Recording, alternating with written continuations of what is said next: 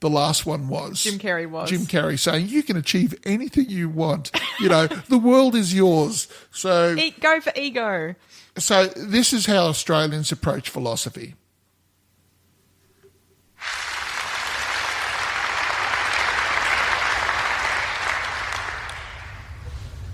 In darker days, I did a corporate gig at a conference for this big company who made and sold accounting software.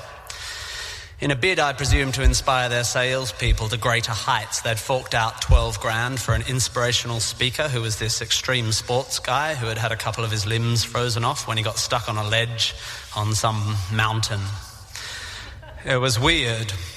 Software salespeople, I think, need to hear from someone who has had a long, successful and happy career in software sales, not from an overly optimistic ex-mountaineer.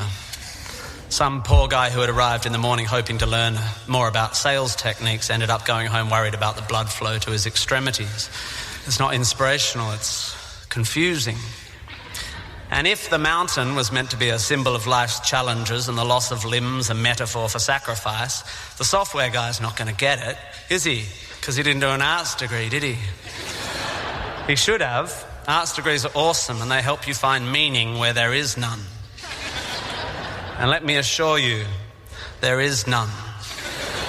Don't go looking for it. Searching for meaning is like searching for a rhyme scheme in a cookbook.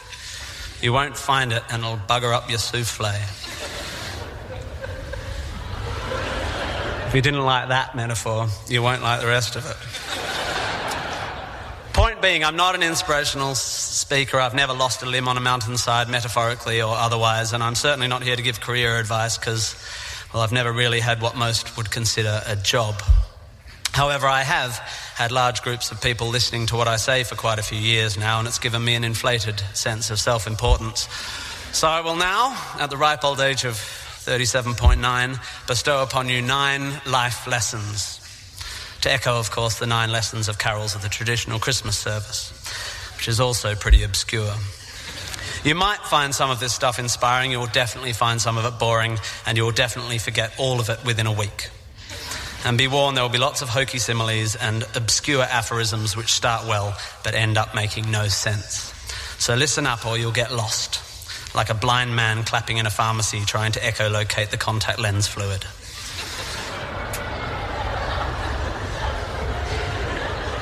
Looking for my old poetry teacher. Here we go. Ready?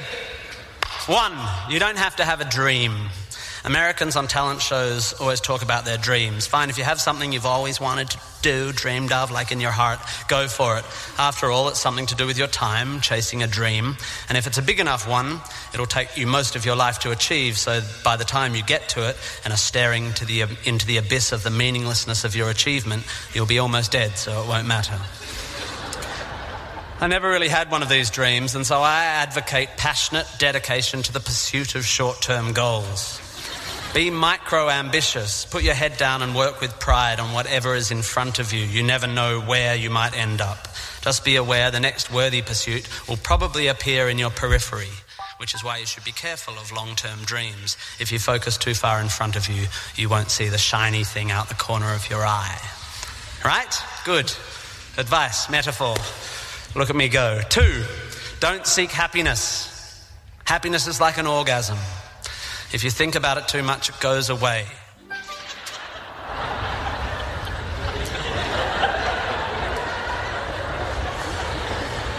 Keep busy and aim to make someone else happy, and you might find you get some as a side effect. We didn't evolve to be constantly content. Contented Homo erectus got eaten before passing on their genes. 3, remember, it's all luck.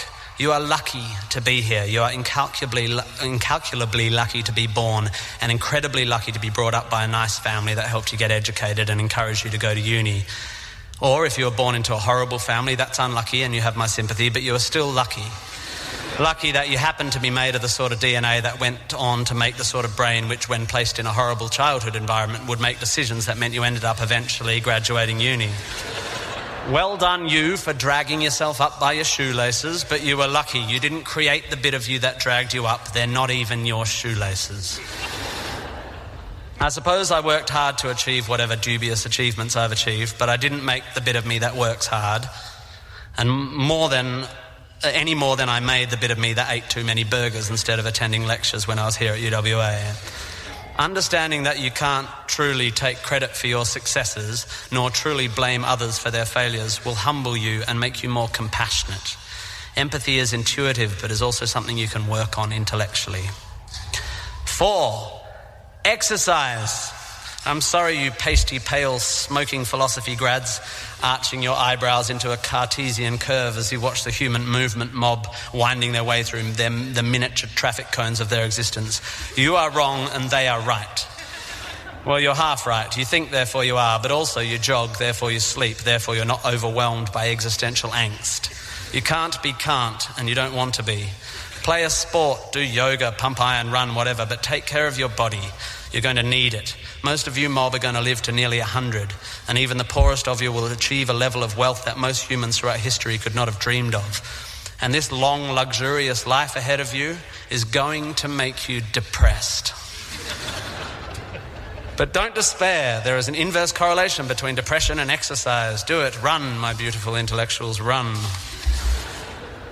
5, be hard on your opinions.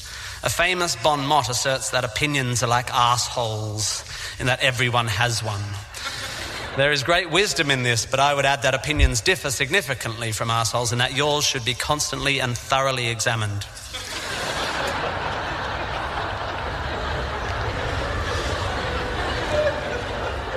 I used to do exams in here. It's revenge. We must think critically and not just about the ideas of others. Be hard on your beliefs. Take them out onto the veranda and hit them with a cricket bat. Be intellectually rigorous. Identify your biases, your prejudices, your privileges. Most of society's arguments are kept alive by a failure to acknowledge nuance. We tend to generate false dichotomies and then try to argue one point using 2 entirely different sets of assumptions, like 2 tennis players trying to win a match by hitting beautifully executed shots from either end of separate tennis courts. By the way, while I have science and arts graduates in front of me, please don't make the mistake of thinking the arts and sciences are at odds with one another. That is a recent, stupid and damaging idea. You don't have to be unscientific to make beautiful art, to write beautiful things. If you need proof, Twain, Douglas Adams, Vonnegut, McEwen, Sagan, Shakespeare, Dickens for a start. You don't need to be superstitious to be a poet. You don't need to hate GM technology to care about the beauty of the planet. You don't have to claim a soul to promote compassion. Science is not a body of knowledge nor a belief system. It is just a term which describes humankind's incremental acquisition of understanding through observation. Science is awesome. The arts and sciences need to work together to improve how knowledge is communicated. The idea that many Australians, including our new PM and my distant cousin Nick Minchin, believe that the science of anthropogenic global warming is controversial is a powerful indicator of the extent of our failure to communicate. The fact that 30% of the people in this room just bristled is further evidence still. The fact that that bristling is more to do with politics than science is even more despairing. 6, be a teacher. Please, please, please be a teacher. Teachers are the most admirable and important people in the world. You don't have to do it forever, but if you're in doubt about what to do, be an amazing teacher. Just for your 20s, be a teacher. Be a primary school teacher, especially if you're a bloke. We need male primary school teachers. Even if you're not a teacher, be a teacher. Share your ideas. Don't take for granted your education. Rejoice in what you learn and spray it. 7, define yourself by what you love. I found myself doing this thing a bit recently where if someone asks me what sort of music I like, I say, well, I don't listen to the radio because pop song lyrics annoy me. Or if someone asks me what food I like, I say, I think truffle oil is overused and slightly obnoxious. And I see it all the time online, people whose idea of being part of a subculture is to hate Coldplay or football or feminists or the Liberal Party. We have a tendency to define ourselves in opposition to stuff. As a comedian, I make my living out of it. But try to also express your passion for things you love. Be demonstrative and generous in your praise of those you admire. Send thank you cards and give standing ovations. Be pro stuff, not just anti stuff. 8, respect people with less power than you. I have in the past made important decisions about people I work with, agents and producers, big decisions based largely on how they treat the wait staff in the restaurants we're having the meeting in. I don't care if you're the most powerful cat in the room, I will judge you on how you treat the least powerful. So there. 9, finally, don't rush. You don't need to already know what you're going to do with the rest of your life. I'm not saying sit around smoking cones all day, but also don't panic. Most people I know who were sure of their career path at 20 are having midlife crises now. I said at the beginning of this ramble, which is already 3.5 minutes long, that life is meaningless. It was not a flippant assertion. I think it's absurd, the idea of seeking meaning in the set of circumstances that happens to exist after 13.8 billion years worth of unguided events. Leave it to humans to think the universe has a purpose for them. However, I am no nihilist. I'm not even a cynic. I am actually rather romantic. And here's my idea of romance. You will soon be dead. Life will sometimes seem long and tough, and God, it's tiring. And you will sometimes be happy and sometimes sad, and then you'll be old, and then you'll be dead. There is only one sensible thing to do with this empty existence, and that is fill it. Not fill it, fill it.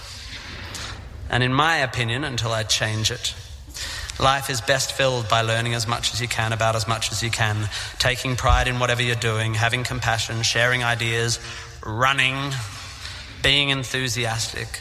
And then there's love and travel and wine and sex and art and kids and giving and mountain climbing. But you know all that stuff already. It's an incredibly exciting thing, this one meaningless life of yours. Good luck, and thank you for indulging me. There you go. That is awesome. It was pretty good, wasn't it? You see, Americans? Soon you'll be dead. That's right. So enjoy that optimism. All right. I think Australians can be quite dark sometimes. Oh, no, he's being realistic. Well, he is. It's got its own optimism. It's practical optimism. Yes, I think that's the right term. Yes. Don't get me wrong, Jim Carrey's was very inspiring. Oh, but yes. Tim Minchin's is more like slap you around and go, stop being stupid. Don't this be is an how arsehole. it is. This is it. This is how it is. This is the black and the white. That's There's right. no pretty, flashy, glittery colours and big neon lights for you. My own personal feelings, when I was listening to Jim Carrey last week, I'd go, you know, and how inspiring. There was a few things that you'd hear and you go, yeah, that's worth thinking about. But with Tim Minchin, I'm listening to that and just going, yep. That's the difference. Will Anderson interviewed him. In Willosophy. Yes. How do you say Willosophy? That'll do, yeah. And I actually like Willosophy. I don't like Well, the other let's one keep he it for does. next week's pick of the week. Should we? Does that? Am I picking something? Apparently. Oh my gosh! Sorry, no, I'll calm down. That would be great. Yep, done. Write it down. Well, I'll just listen to this and I'll write it as I'm listening. Okay, right. Our next... Oh, yes, sorry. Our second movie, which I put up, is In the Heart of the Sea. Okay, Pip, could I please have a synopsis?